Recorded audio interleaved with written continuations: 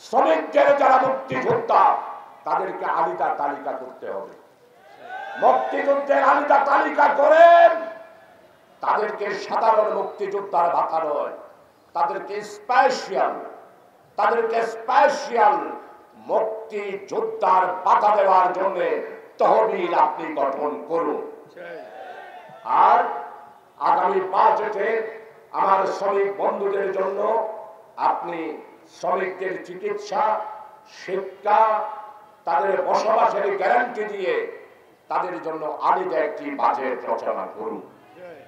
শেখ হাসিনা 18 বছরের অনেক মিল কারখানার শ্রমিকদেরকে আপনি হত্যা করেছেন। ইনশাআল্লাহ চট্টগ্রাম মহানগরী থেকে যত শ্রমিক কলেজ, কারখানায়, বন্দরে, নৌপথে, রেলে যারা শহীদ হয়েছেন, আপনি হত্যা করেছেন, তাদের তালিকা আলাদাভাবে চট্টগ্রাম থেকে প্রকাশ করুন। আপনি আমার শ্রমিক নেতা ওমর ফারুক, বদ্দার হাতে গুলি করে আমার শ্রমিক নেতা ওমর ফারুককে হত্যা করা হয়েছে।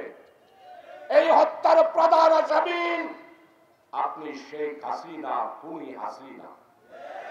আন্তর্জাতিক অপরাধ ট্রাইব্যুনালে আমরা মামলা দিয়েছি। আমার শ্রমিক নেতা ওমর ফারুক আমার প্রিয় ভাই, আমার হৃদয়ের ভাই, আমার রক্তের ভাই, তার রক্ত বৃথা যেতে দেব না। এই হত্যা মামলার প্রধান আসামি হিসাবে শেখ হাসিনার বিচার অবশ্যই করতে হবে। তাদেরকেও আমরা আসামি করেছি। এই মামলা আন্তর্জাতিক অপরাধ ট্রাইব্যুনালে তাদেরও বিচার করতে হবে। প্রিয় ভাই, সর্বশেষ মালিক আর শ্রমিক, আমরা এটাকে পৃথক করতে চাই না। মালিক শ্রমিক একাকার হয়ে শ্রমিকদের অধিকার রক্ষা করে মালিকদেরকে তাদের শ্রদ্ধা এবং সম্মান বজায় রেখে শ্রমিক কল্যাণ ফেডারেশন আগামী দিনে একটি শ্রম বান্ধব, মালিকের সম্মান সবকিছু সামঞ্জস্য রেখে আগামী দিনে আমরা বাংলাদেশ শ্রমিক কল্যাণ ফেডারেশন আমরা শ্রমিক আন্দোলন করব।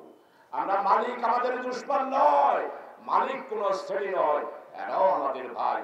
তারা মালিক হয়েছে বলেই আমরা তাদের কাছে শ্রম দিয়ে